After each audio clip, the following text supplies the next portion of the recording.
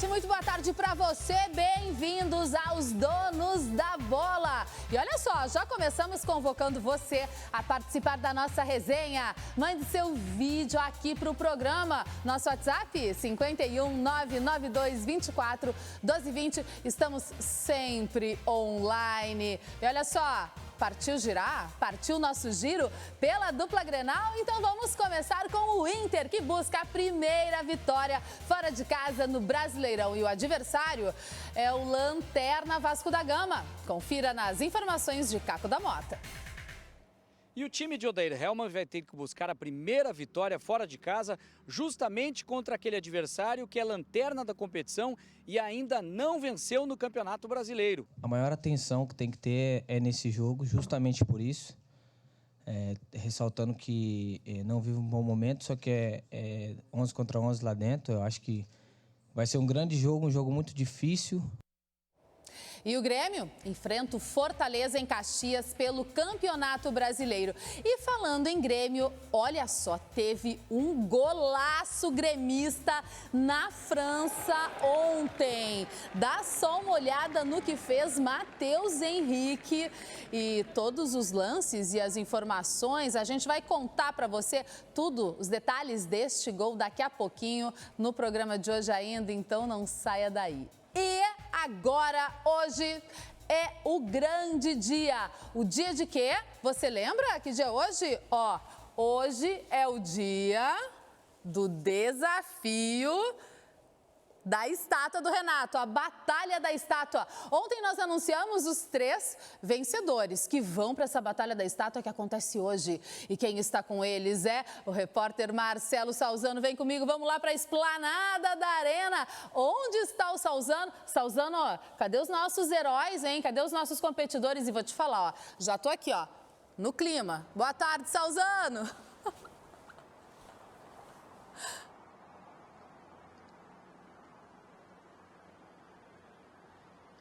Tudo bem, Cris? Muito boa tarde para você, telespectadores do Donos da Bola em todo o estado do Rio Grande do Sul.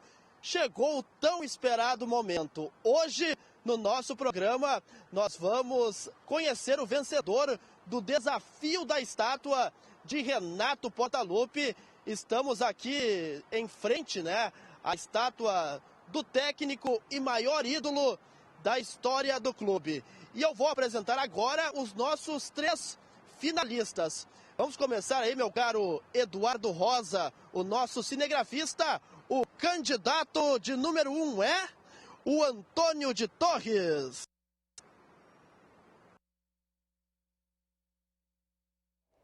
Perdemos o contato com o Salzano. E olha só, era o Antônio de Torres. Tá aí, Vamos conferir os nossos finalistas, os 3 finalistas, para você ficar por dentro. Roda aí, então, Tá aí, esses 3 garotinhos, candidato número 1, número 2 e aí o candidato número 3, eles estão lá na esplanada do Grêmio, lá na esplanada da Arena, diante da estátua do Renato, e eles vão participar desta Batalha da Estátua. Voltei até Marcelo Salzano? Tu tá aí, meu amigo? Mostra aí os outros candidatos pra gente.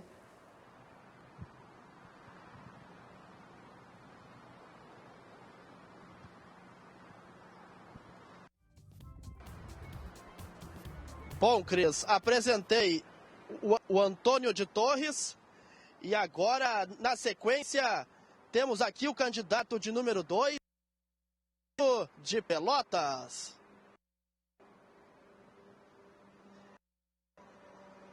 E o terceiro e último finalista é o Davi de Alvorada. Nós já voltamos então lá com o Marcelo Salzano, mas esses são os nossos 3 heróis que vão participar da Batalha da Estátua aqui dos Donos da Bola. Olha só, eles entraram na brincadeira. Um deles vai receber o prêmio, o kit da estátua do Renato. Coisa linda, essas crianças conectadas conosco aí do estado inteiro. Torres, Pelotas, Alvorada. Coisa querida, olha só, daqui a pouquinho a gente vai ver essa batalha, viu? Vamos falar de internacional? O Inter busca a primeira vitória fora de casa e o bom momento da defesa colorada é um dos trunfos do time de Odair Hellmann. O objetivo do Internacional antes da parada da Copa América é ficar pelo menos entre os 4 primeiros da tabela do Campeonato Brasileiro. Hoje o Colorado é 5º e encara o Vasco na sexta-feira no Rio de Janeiro. Fecha o que pode ser chamado de primeira fase contra o Bahia no Beira-Rio na próxima quarta-feira. O nível de concentração é alto, tanto que a nossa equipe só pôde fazer imagens do final do treino. E o Internacional vai ter que buscar a primeira vitória fora de casa contra um adversário que ainda não venceu na competição e, de quebra, é lanterna do Campeonato Brasileiro. O Vasco em crise é uma das preocupações do time de Odair Hellmann. Sabemos da qualidade do time do Vasco e treinamos em prol disso, já estamos alertados sobre isso e vamos, se Deus quiser, lutar bastante para conquistar os 3 pontos. Se em casa o Inter tem a melhor campanha com 100% de aproveitamento, fora é o 15º no Brasileirão. E para melhorar esse desempenho, conta com uma defesa sólida que não sofre gols há 3 jogos, mesmo com a entrada de Emerson Santos ao lado de Cuesta. O Emerson está dando conta do recado, está entrando, está fazendo o seu melhor. Sabemos do potencial que ele tem tecnicamente para marcar, é um grande jogador. O titular Rodrigo Moledo segue em recuperação no departamento médico. Todos sabem, o Moledo é um grande jogador, sofreu essa lesão aí, mas logo mais está de volta. O time também segue com Wendel na lateral esquerda porque Iago está no torneio de Toulon com a seleção sub-23. No meio, Lindoso permanece no time na vaga de Rodrigo Dourado, que machucado só volta depois da Copa América. Nonato pode ser poupado com a entrada de Patrick. Na frente, Paulo Guerreiro está com a seleção peruana e Odair Hellmann já adiantou. O Sobis estando 100% é bem provável que jogue o Sobis nessa função, até porque é ele que tem jogado, então provavelmente se ele estiver bem fisicamente, se não tiver nenhum problema, é ele que vai iniciar o jogo. Sobis sempre que entra dá conta do recado, com uma movimentação diferente de Guerreiro, mas também sendo decisivo, inclusive com gols. E é sobre a defesa do Inter que eu chamo agora Sérgio Boas para a resenha. Vem para cá, Boas. Boas, há muito tempo a gente vem falando da grande fase de Rodrigo Moledo na defesa, formando ali dupla de zaga com Vitor Cuesta no Inter. Agora, Moledo sai, mas essa defesa continua sólida para quem sabe arrancar essa vitória aí fora de casa, a primeira do Brasileirão? Pois é, Cris, a defesa está muito sólida, sim, com a presença do Emerson, tem dado conta do recado. O Moledo é um jogador superior, mas o Emerson tem, sim, sido um jogador importante. Importante porque o Inter tem uma mecânica de jogo ajustada, o que facilita para quem entra. O time, quando está bem arrumado, como está o Internacional nesse momento, o jogador que sai, aí entra o outro que pode ser inferior tecnicamente, ele se encaixa dentro da mecânica de jogo. O próprio Zeca, que estava há pouco aí conosco, é um jogador que cresceu muito. Você vê que o Dourado saiu, que é uma peça importantíssima, o Lindoso está bem na cabeça de área do Internacional. Para buscar a primeira vitória fora de casa, primeiro tem que fechar a casinha, como se diz. Não levar gol já é um grande adianto, né? Agora o Inter não ganhou fora de casa pelo Brasileiro. Em outras competições já conseguiu Sim, em outras competições sim. A primeira vitória fora de casa no Brasileirão e o adversário, Boas, é o Lanterna. Está num desespero tremendo, uma crise institucional. Isso pode ser bom ou ruim? Eu acho que, na minha opinião, todo mundo diz que é pior. Na minha opinião, é melhor. É melhor que o Internacional tem mais qualidade técnica, tem esquema de jogo. Os jogadores do Inter são superiores tecnicamente aos do Vasco da Gama. É claro que lá do outro lado também tem gente que quer ganhar, quer se recuperar, joga pela honra, joga pressionado. Que está com a água no pescoço. Tem um estádio que pressiona muito, mas eu acho que nesse momento vai pressionar muito mais o Vasco da Gama. Se o Internacional impuser a sua qualidade técnica, sai de São Januário com a primeira vitória. Mas é claro, tem que ficar esperto, Tem Luxemburgo do outro lado. Tem que ficar ligado. E para o lugar de Paulo Guerreiro, qual a tua opinião hoje? É que eu mudo, né? Cada dia eu tenho uma. Sobis. Hoje tu tá com Sobs. Daqui a pouco pode ser o Potker. Ixi, daqui a pouco? Eu tô te falando que eu mudo. Tá. Então não vai embora. Parou a brincadeira, parou a brincadeira. Rafael Sobs tocou daí.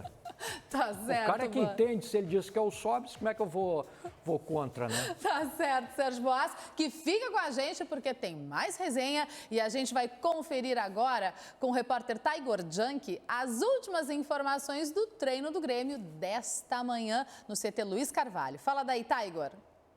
Oi, Cris, tudo bem? Muito boa tarde para você. Boa tarde a quem está nos acompanhando aqui no Donos da Bola. O Grêmio treinou agora pela manhã aqui no CT Presidente Luiz Carvalho, já projetando a partida de sábado contra o Fortaleza pelo Campeonato Brasileiro. O técnico Renato Portaluppi tem alguns problemas para escalar o time para esse jogo. Não conta com o lateral esquerdo Juninho Capixaba, que está suspenso pelo 3º cartão amarelo e deve improvisar no setor. Léo Gomes surge como opção na lateral esquerda e assim Léo Moura entraria no time na lateral direita. Outra dúvida é no setor de meio campo. Michel e Rômulo não participaram da atividade desta manhã e o técnico Renato tem problemas para escalar esse setor, já que Matheus Henrique está servindo a seleção brasileira sub-23. Inclusive, Matheus Henrique vai ser destaque aqui no Donos da Bola, ele que marcou um golaço ontem pela competição lá na França, Cris. É verdade, a gente já conta a história desse gol para os nossos telespectadores, mas Boas, no Grêmio outra improvisação, agora nas laterais. Léo Gomes sai da direita, vai para a esquerda, Léo Moura assume a direita. Como é que tu vê essa composição aí na tua avaliação? É perigoso? É arriscado ou não? Tá tudo em casa? Não, é perigoso, mas o Renato não tem muitas alternativas, né? Talvez o menino, o Guilherme Guedes, seria uma solução. Agora, quem sabe melhor é o Renato. Tem lá o garoto, acompanha os treinamentos dele. Não sei se é o caso de lançá-lo ou não. Eu prefiro um jogador da posição do que a improvisação. Mas o Renato, eu acho que opta pela experiência, porque é um jogo de alto risco diante do Fortaleza lá em Caxias do Sul. Cris, não dá para negociar nada. O Grêmio tem que ganhar do Fortaleza lá em Caxias do Sul. Ganhar do Fortaleza não tem. Qualquer outro resultado é ruim. Empate é péssimo, derrota não vou nem falar. Se fala. Não vou nem falar nisso, mas empate também é péssimo. Então tem que ganhar do Fortaleza, que ontem fez uma retranca danada na Copa do Brasil contra o Atlético Paranaense, acabou perdendo com o gol do Marco Ruben. Então não tem saída do Grêmio. Agora, sem o Michel, Rômulo também lesionado, olha, Matheus Henrique na seleção de Toulon, Everton na seleção brasileira. Renato vai ter que se virar nos 40. Falando em Matheus Henrique, que o Boas lembrou aqui, fez um golaço ontem pela seleção, o jogador do Grêmio está fazendo mais que bonito na França. Isso mesmo, Matheus Henrique, uma pintura, e ainda ajudou o Brasil a golear os donos da casa no torneio Sub-23 em Toulon, na França. Olha o golaço que fez o garoto do Grêmio. Drible curtinho para cima do zagueiro e chute colocado de canhota, sem chance para o goleiro francês. Bonito, Matheus Henrique. O Brasil venceu a França por 4-0 e se garantiu antecipadamente nas semifinais. No sábado, fecha a primeira fase contra o Catar. E o Neymar se machucou no amistoso de ontem da seleção brasileira e está fora da Copa América. Em campo, o Brasil venceu o Catar. Em Brasília, Felipe Coutinho criou a primeira boa chance brasileira, mas a bola passou à direita do goleiro do Catar. Aos 16 minutos, o placar foi aberto. Cruzamento de Daniel Alves para Richarlison usar a cabeça. Foi o quarto gol dele em 9 jogos pela seleção. 1-0. Logo após o gol, chamou a atenção a imagem do desespero de Neymar no banco de reservas. Minutos antes, o atacante passou a sentir muitas dores no tornozelo direito nesta jogada. Depois de ser substituído por Everton, o craque do Paris Saint-Germain deixou o estádio de muletas e foi levado para um hospital. Lá, passou por exames que confirmaram a ruptura do ligamento do tornozelo. O Neymar, ele é um jogador diferente. E eu vou querer ter até a última situação dentro da equipe pela qualidade técnica que ele tem. Às 2h, a CBF confirmou o corte de Neymar da lista para a Copa América. Notícia, claro, que ganhou repercussão mundial. Todos sabemos que vamos para dentro de campo desprotegido, né? Vamos dizer assim, porque você não sabe o que vai acontecer. Em uma jogada você pode acabar tendo uma lesão, sofrendo uma lesão. Então a gente é bem ciente disso. Infelizmente aconteceu com o Neymar. Desejo uma boa recuperação, todos nós desejamos uma boa recuperação, que ele recupere logo. Mesmo sem Neymar, o segundo gol brasileiro não demorou. Richarlison deixou Gabriel Jesus na boa e o atacante do Manchester City não desperdiçou. Com um ritmo forte, o Brasil seguia pressionando o campeão asiático. Ainda no primeiro tempo, o árbitro José Argotti chegou a marcar pênalti neste lance, mas alertado pelo VAR, consultou as imagens e voltou atrás. A segunda etapa foi bem menos movimentada. O Brasil até criou algumas oportunidades, mas também foi ameaçado pelo Catar, principalmente em chutes de fora da área. Nos acréscimos veio a grande chance do gol de honra. Com a ajuda do árbitro de vídeo, o juizão deu pênalti de Ederson e Abdussalam. Só que Koke escorregou na cobrança e mandou no travessão. A partida terminou mesmo em 2-0 para o Brasil, que volta a campo domingo contra Honduras no Beira-Rio.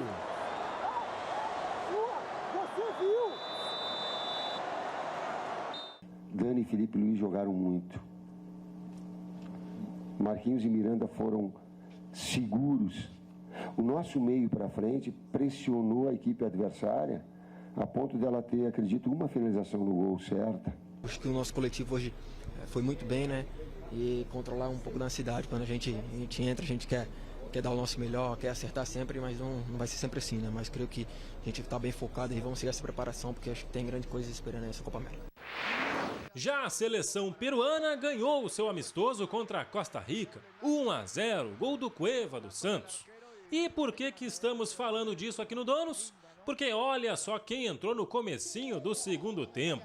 Paulo Guerreiro retornou à seleção depois de quase um ano. Está mais do que preparado para disputar a Copa América daqui uma semana. Sérgio Boas, Copa América sem Neymar. E agora? Agora vamos ter que encarar, né?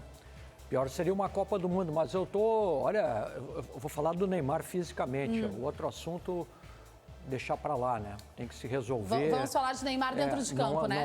Não é a nossa área. Não é Neymar a nossa dentro alçada. de campo, como falta de sorte desse rapaz, né? Uma lesão atrás da outra, mas uma lesão atrás da outra, não sei se joga esse ano com essa lesão dele aí.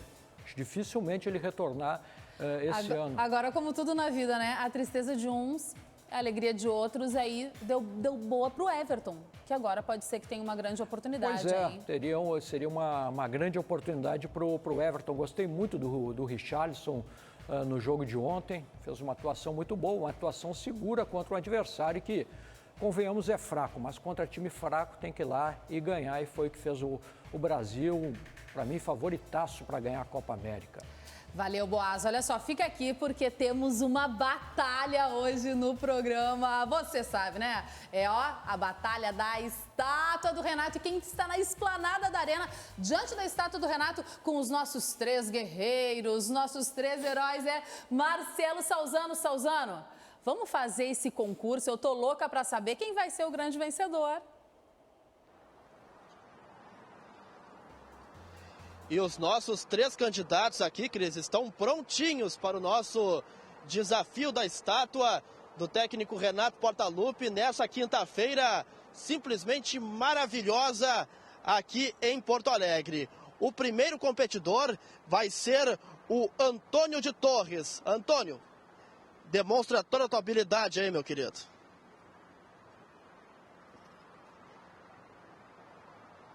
Muito bom, este é o Antônio de Torres. Agora, o candidato de número 2, o Augusto de Pelotas, vai demonstrar toda a sua habilidade. Valendo! Aí, garoto, hein? Muita habilidade, hein? Vai ser craque, hein? Vamos lá, agora o terceiro e último competidor, o Davi de Alvorada. Vamos lá, meu querido. Aí, meu filho, olha aí, hein? Olha, é uma disputa dura, viu, Cris? Na sequência, a gente vai voltar aqui direto da esplanada da Arena para saber os vencedores aqui, o vencedor, na verdade, da nossa promoção. Gurizada, vem cá, quero falar com vocês. Foi difícil de fazer essa estátua aí, Antônio? Mais ou menos, né? Por aí. Confiante que vai ganhar? Sim. E você, Augusto de Pelotas, confiante aí? Sim. Bacana. Agora, o Davi de Alvorada, pronto para ganhar esse desafio da estátua? Sim. Muito bom, então. Cris Bart, daqui a pouco, hein? Nós vamos conhecer aqui no Donos da Bola o vencedor do desafio da estátua aqui de Renato Portaluppi. Coisa linda, é muita fofura aqui nos Donos da Bola, mas olha só. A noite de quarta-feira foi emocionante também na Copa do Brasil. 2 jogos e 2 classificações, meu irmão, de tirar o fôlego. Jogo bom demais, no Mineirão, em Belo Horizonte. Paulo Henrique Ganso abriu o placar de pênalti para o Fluminense. O empate do Cruzeiro veio nessa tabelinha de cabeça. Dedé, Ariel Cabral e Thiago Neves, 1-1. A chance da virada veio no pênalti que o Sassá fez isso aí, depois de todo enfeite. Defendeu a Genor. Agora outro pênalti. Thiago Neves, sem firula, agora sim, 2-1. Só que aí surgiu o João Pedro. Cruzamento do Daniel e golaço do garoto do Flu, 17 anos, 2-2. Decisão então nos pênaltis. Parecia que ninguém queria ganhar. Mas, entre erros lá e cá, melhor para a Raposa. Cruzeiro classificado 3-1.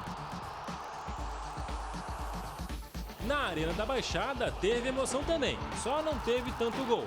Marco Ruben, aos 43 do segundo tempo, definiu. Atlético Paranaense classificado 1, Fortaleza 0. Próxima parada, Europa. Sim, nossas meninas já estão na França para o Mundial que começa amanhã. E você vai acompanhar todas as emoções da Copa do Mundo de Futebol Feminino aqui na tela da Band. Coisa boa, né? E por lá, nossas heroínas foram recebidas como grandes estrelas. Esperança e confiança na bagagem, a seleção brasileira feminina desembarcou na tarde de ontem em Grenoble, palco da estreia na Copa do Mundo contra a Jamaica domingo. A delegação foi recebida com muito carinho por crianças e autoridades francesas. É de arrepiar, né? Você chega, tem essa recepção maravilhosa que a gente teve aqui, foi de arrepiar, e agora estamos aqui, é isso, e vamos com tudo. Apesar de 2015 ser a primeira vez, agora eu tô vendo um pouquinho de mais movimentação aqui, eu acho que pelo visto, vi muito mais câmeras, eu acho que a visibilidade está bem maior agora. O técnico Vadão tem mais 3 dias para preparar o time, que vem de 9 derrotas seguidas, e aguarda ainda pela volta de Marta. Em recuperação de lesão na coxa esquerda, a camisa 10 ainda é dúvida para a partida. Além do jogo de domingo contra as jamaicanas, com transmissão ao vivo da Band a partir de 10h15 da manhã, o Brasil também encara Austrália e Itália na primeira fase da competição. Chegou a hora da verdade. Quem é o vencedor, da Batalha da Estátua dos Donos da Bola? E Sérgio Boas, descobriu uma coisa. Diga. A gente vai ter que julgar. Não consigo. Eu acho todos maravilhosos. E agora? Comigo não tem esse problema, não. É o coração frio do Sérgio Boas. A gente tem que ser, né? Não temos muito tempo. Vamos para o Marcelo Salzano, que está lá na esplanada do Grêmio. Quem vai votar? Eu, Sérgio Boas, Caco da Mota, com toda a equipe do controle vai votar. E Marcelo Salzano também. Gente, já estou com meu coração na mão.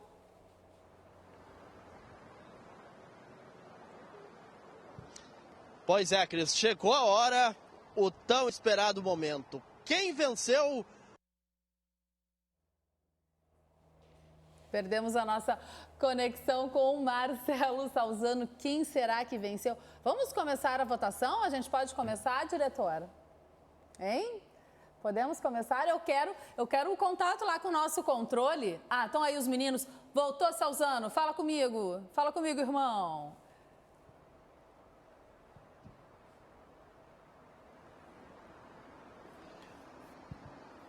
Bom, Cris, chegou a hora, o tão esperado momento. Quem venceu o desafio da estátua aqui do nosso Donos da Bola? Será o Antônio de Torres? O Augusto de Pelotas? Ou o Davi de Alvorada? Os três aí na expectativa para saber quem levou o nosso prêmio aqui do programa. Muitos vídeos que os nossos telespectadores mandaram para o nosso WhatsApp e os três finalistas estão aqui. E não poderia ser num lugar melhor, né? Em frente à estátua de Renato Portaluppi. O meu voto é no candidato de número 2, o Augusto de Pelotas. E o meu voto? E o meu? O meu, peraí, vou falar o meu primeiro, tá bom? Atenção. Acho que tu é as mais importantes aqui no programa, tinha que ser a última. Ó, candidato número 3, o Davi de Alvorada. É o meu candidato. Sérgio Boas, qual é o teu voto? Lá, vamos ver a vibração do Davi, ó. Mostra aqui, ó. Mostra, vamos lá, a gente vai ter que acelerar. Qual é o voto do Boas? Candidato número 2. Augusto de Pelotas. E no controle, quem é? Quem é no controle? O voto de vocês. Candidato número 2? Então venceu o Augusto de Pelotas, é o grande vencedor, é o nosso herói da Batalha da Estátua, Marcelo Salzano. Então temos o vencedor, é o Augusto de Pelotas. Aí, garoto, levanta aí. Esse é o de primeiro lugar. E agora vou entregar o brinde aqui, ó. Parabéns, meu garoto. Você ganhou aí o desafio da estátua do nosso Donos da Bola, o Augusto de Pelotas, todo contente aí, faceiro. Agradecer também aqui ao Antônio de Torres e também ao Davi de Alvorada. Mas o Augusto de Pelotas, ele é o grande vencedor da nossa estátua. E eu quero chamar aqui, meu caro Eduardo Rosa, nosso break, e na sequência tem o toque de bola aqui na nossa TV Bandeirantes, dentro do Donos da Bola. Já voltamos. Estamos de volta com Donos da Bola na Band TV e Toque de Bola na Rádio Bandeirantes. Bagé já está aqui do meu lado para mais uma, Bagé. Vamos para mais uma. E também César Cidade Dias, Roberto Pauletti, Sérgio Boas e Daniel Oliveira. Amanhã tem Inter e Vasco e surge uma dúvida para o meio-campo do Internacional. Patrick ou Parede? Consegue responder agora, de bate-pronto? De bate-pronto, vai jogar o Guilherme Parede, porque a gente está baseado muito naquela estrutura que o Odair Hellmann vem colocando no time. E ontem, durante o final da tarde, no Band Sport Show, brilhantemente apresentado pelo Serginho Boas e pelo César Cidade Dias, o Odair deu uma entrevista muito bacana, falando sobre diversos assuntos, mas ele bateu muito na questão tática e na questão da metodologia de trabalho.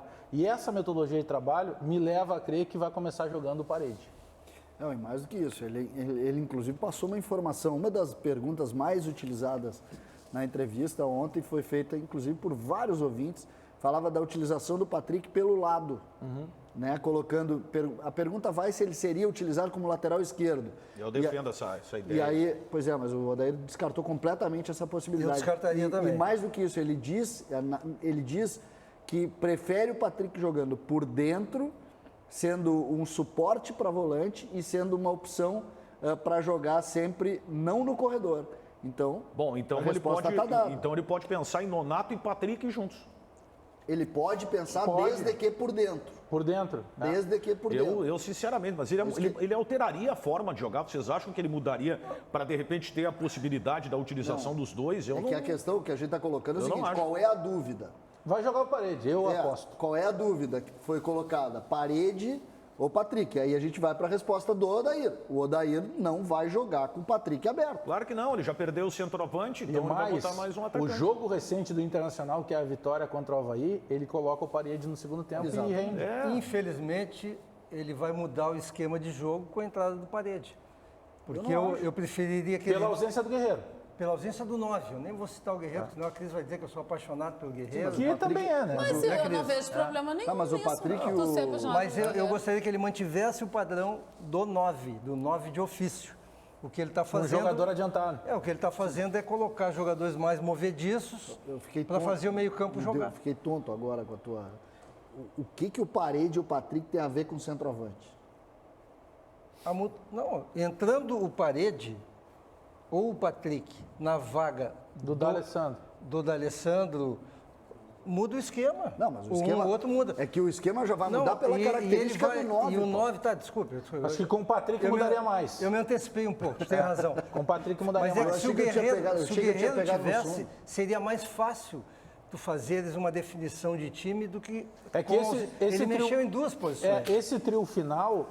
Ele, desde que fosse um trio, realmente a gente não sabe se ele vai posicionar dessa maneira, mas ele vai acabar jogando com o Parede, com o Nico e com o Sobis. Isso aí. Por isso. Nesses três finais. O César tem razão, o resultado... Só jogaria mais posicionado, se desgastaria menos.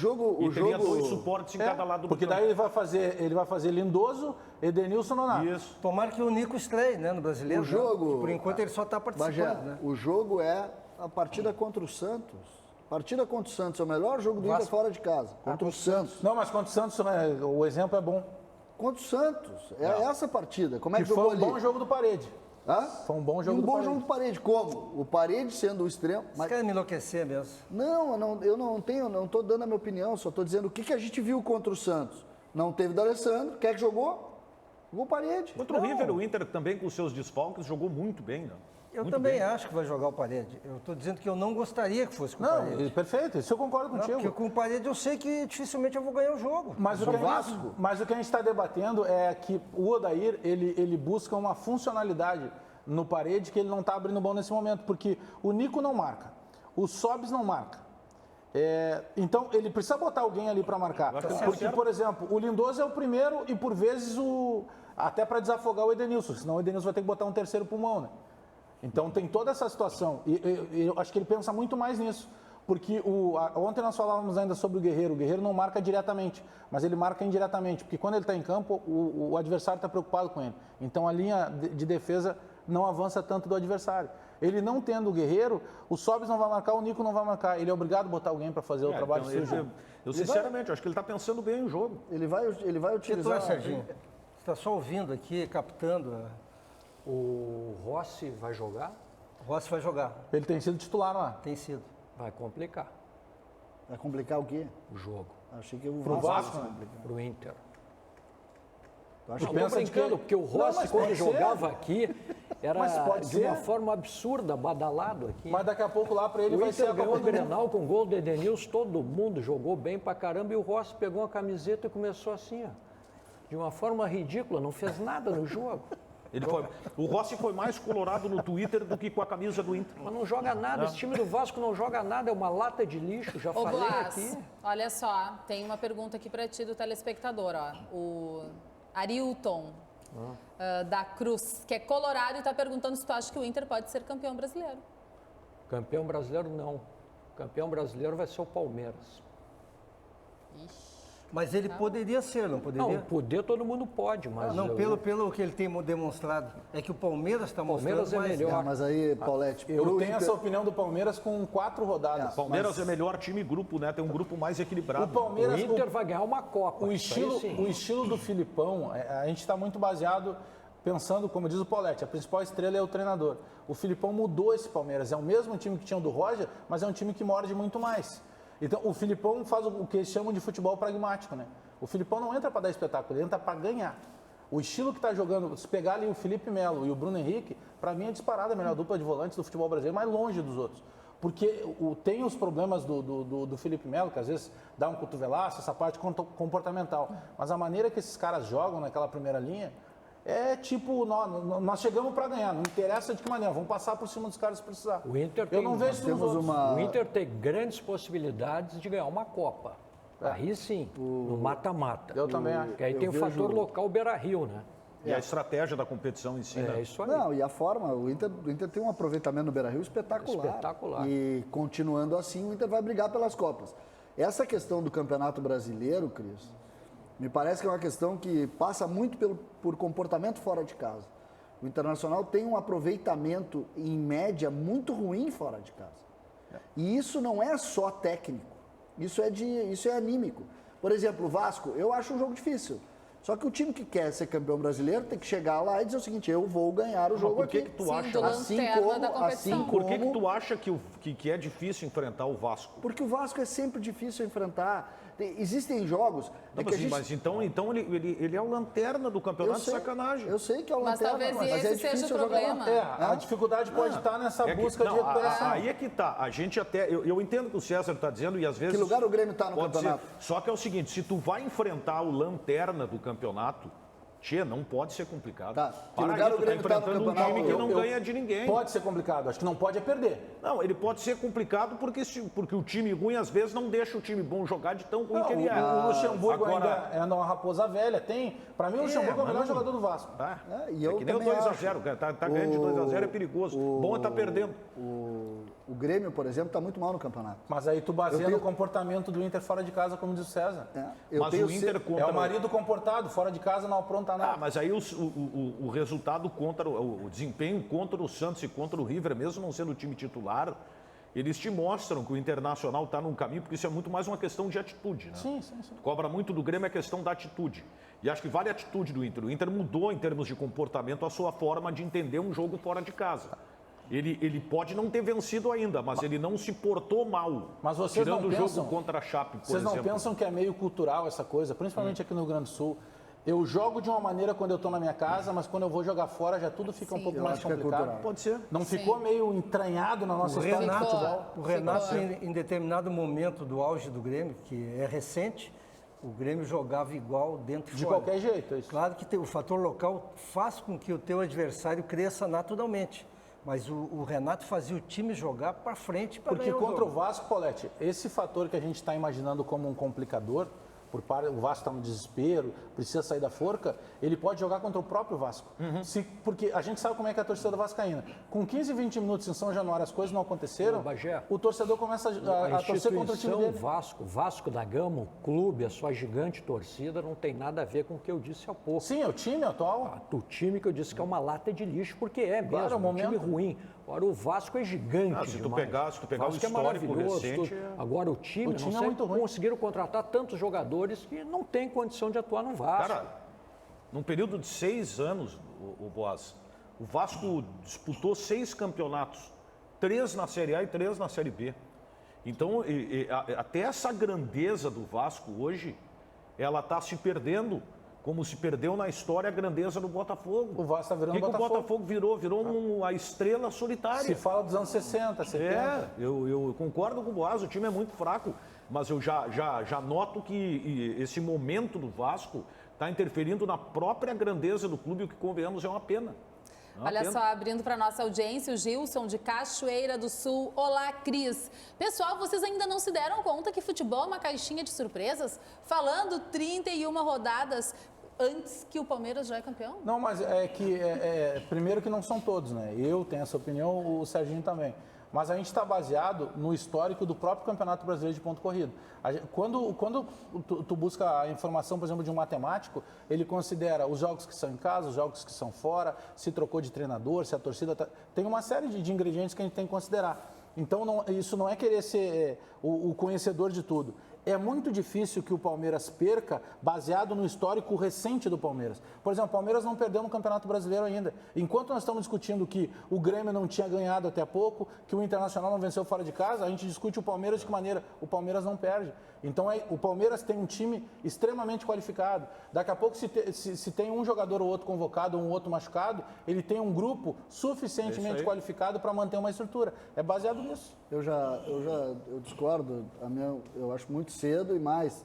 O Campeonato Brasileiro tem uma curiosidade, principalmente agora, a partir do mês de agosto, que nós vamos ter as grandes equipes do futebol brasileiro jogando 3 competições. E essas 3 competições... E gente perdendo jogador também, né, César? Também, eu nem entro na janela, mas eu digo assim, é jogo decisivo quarta, jogo decisivo domingo e assim por diante. Mas aí tu entra o grupo. Quem é que tem melhor grupo? Não, eu sei, mas eu estou me referindo ao seguinte, o Palmeiras, a tendência do Palmeiras é que ele prossiga nessas competições. Perfeito.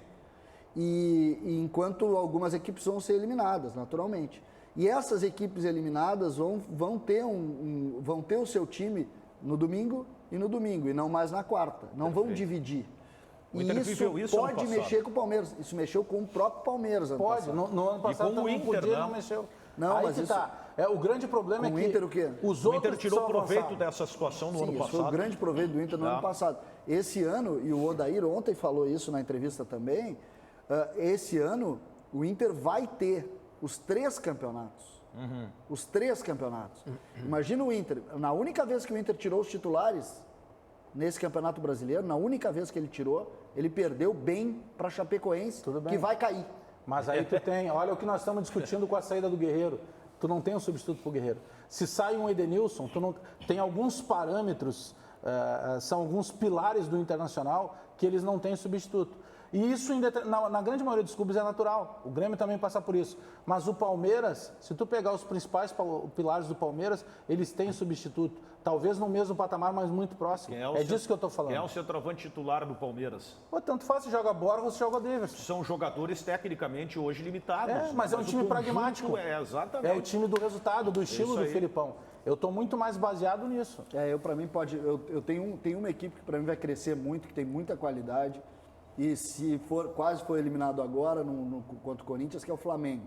O Flamengo vai fazer, principalmente se ele for eliminado em uma das Copas rápidas, o Flamengo vai fazer muito ponto. Mas aí nós estamos falando em questão apenas técnica. O Flamengo, a gente não sabe o que vai acontecer agora com a chegada do Jorge Jesus. A gente viu agora a demissão do Abel, que enquanto um dirigente dizia para ele que estava certo com ele, o braço direito desse dirigente estava em Portugal negociando com o novo treinador.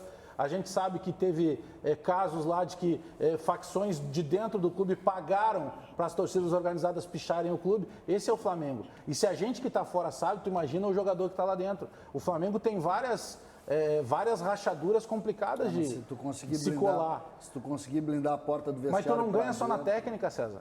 Nós estamos falando de um Palmeiras que é um time pragmático, tem bons jogadores, mas tem um estilo de atuar que é o estilo de buscar o resultado. Não é só firula. O Palmeiras dá o dinheiro, o Palmeiras tem o dinheiro para contratar, quem banca o Palmeiras sabe até onde pode chegar. Oferece o dinheiro, o resto é com o Filipão que está lá dentro do vestiário. Campeonato tu não ganha só com maquiagem, tem que ter suor. Bonita essa frase, né? Muito bonita. Belíssima. Podia virar uma vinheta, hein? Tá bom. Vamos para o intervalo com essa frase? Repete então, vai. Esqueceu? Não. Campeonato Brasileiro não se ganha só com maquiagem, tem que ter suor também. E voltamos depois do intervalo com o César Cidade Dias, você mesmo. Tá na marca do pênalti, colega. Cadê a bola? Tamo junto. Sumiu.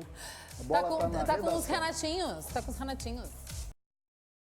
Com os donos da bola na Band TV e na Rádio Bandeirantes com o toque de bola, eu, poeta Alex Bagé. Mas sabe que eu linko as minhas frases com o futebol. Há pouco a gente falou do Edenilson, ele tem que ser protegido para não cansar tanto. Porque o Edenilson é um dos jogadores que mais corre nesse time do Inter. E aí mas eu queria uma outra poesia. Sim, mas se não proteger ele vai trabalhar mais que o advogado do Neymar. Vamos para a marca do pênalti, porque quem está na marca do pênalti é César Cidade Dias. Vamos lá. Preparado? E a pergunta é do Cláudio Freitas, de Novo Hamburgo, César. Everton, pode ser o substituto de Neymar agora na seleção brasileira? Boa.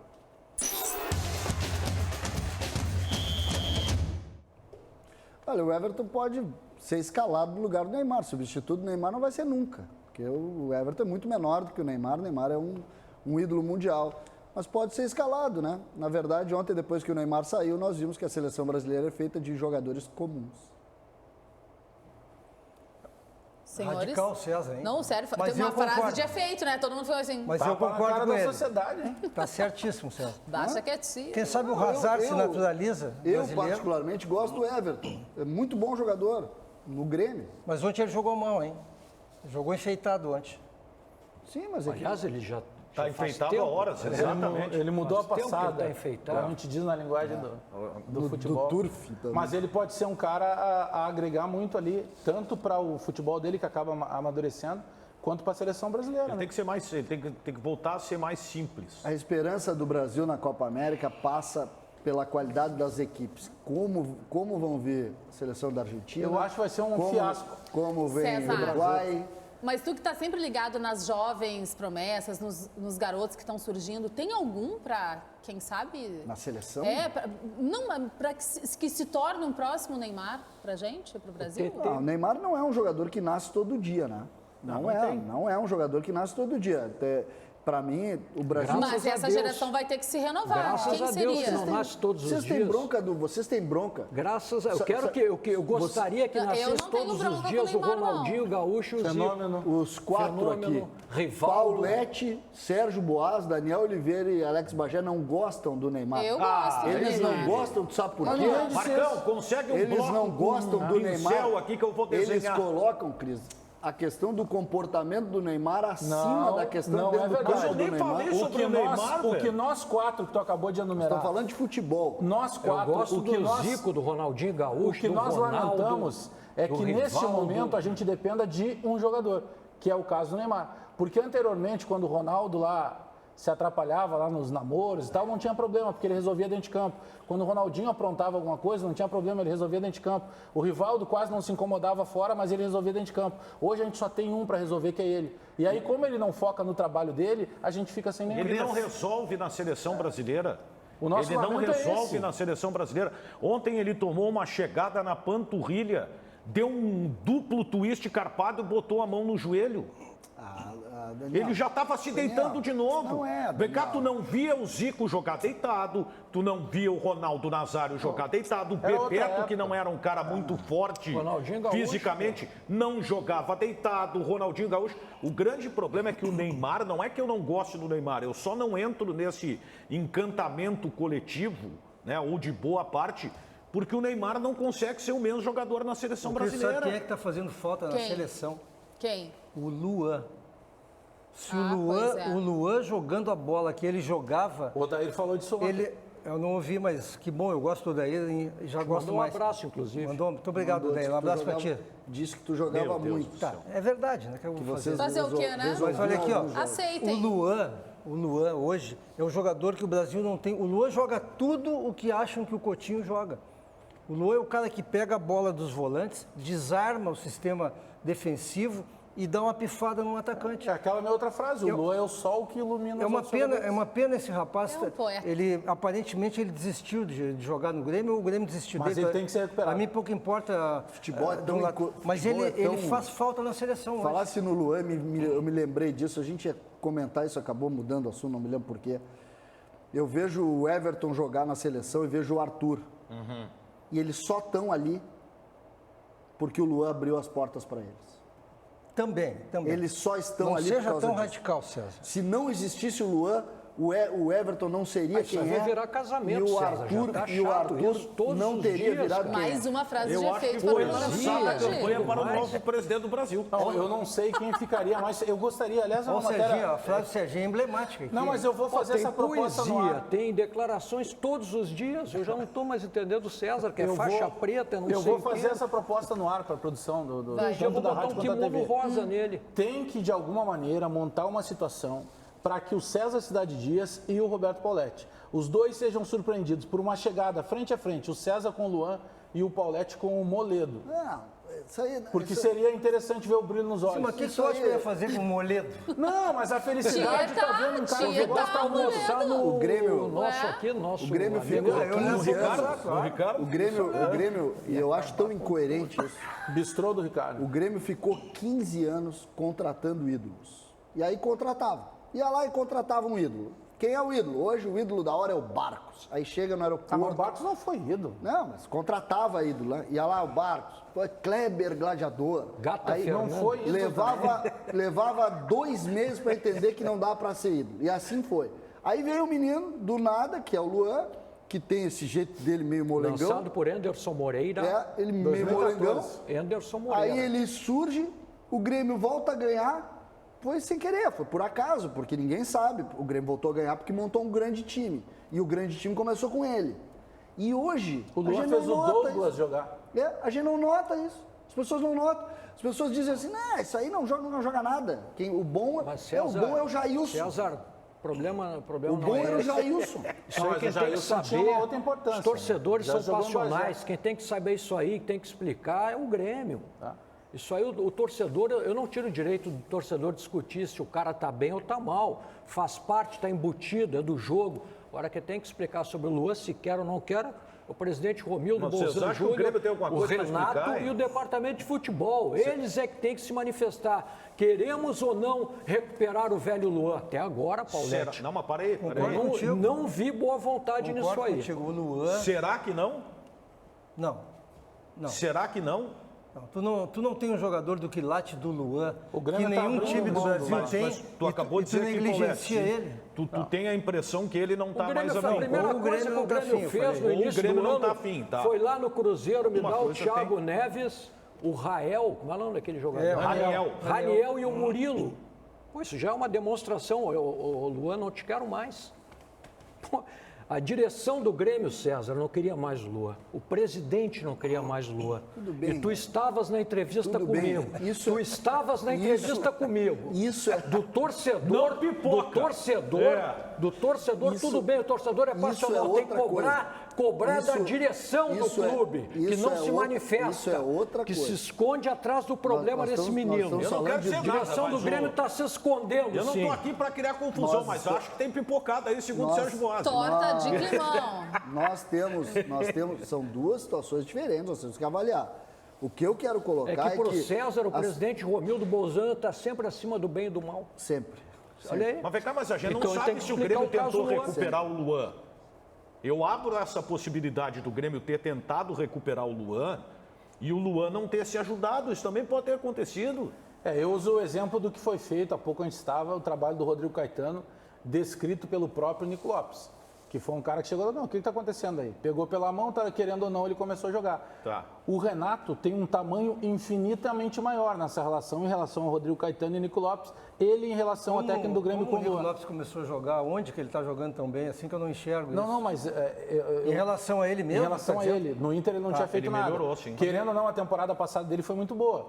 É que está se entrando na estatística que ele não faz 10 gols, 11 gols e tal. Não. Mas em relação a ele, eu não gosto do futebol do Nico Lopes. Desculpa a interrupção. Não, nisso eu concordo contigo. Mas, por exemplo, o Renato é um cara que talvez seja o maior nome hoje do Grêmio para pegar ele pela mão e você fica, cara, aqui, ó, ou tu vem comigo, ou eu vou te jogar os leões. O que não dá é para ficar essa coisa que a gente não sabe se estão fazendo ou não. É por isso que eu levantei o assunto. Virou chá da 5. Exatamente por isso. Não se discute nada importante, é só para manter a tradição. Eu vi uma atitude do Renato num jogo do Luan, de uma forma até mal educada, a forma como ele gesticulou em relação a um erro que o Luan cometeu.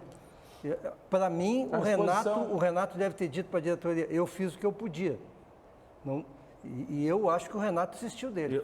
O Renato tem toda a capacidade de... Mas o Renato tem essas atitudes. O Renato recuperava jogadores até pouco tempo. Esse era um conceito que a gente tinha. Talvez tenha algo mais. Mas ele não é mágico. Mas aí, se ele não é mágico, não é por culpa dele, é culpa do outro lado. Por isso que eu abro sempre as duas possibilidades. Eu não vou ficar no conceito de que o Grêmio está fazendo algo errado com o Luan, se o histórico do jogador também comprovou que ele não agiu tão certo em determinadas situações. E tenho dito. O Luan está para o Grêmio exatamente o que o Neymar está para a seleção brasileira.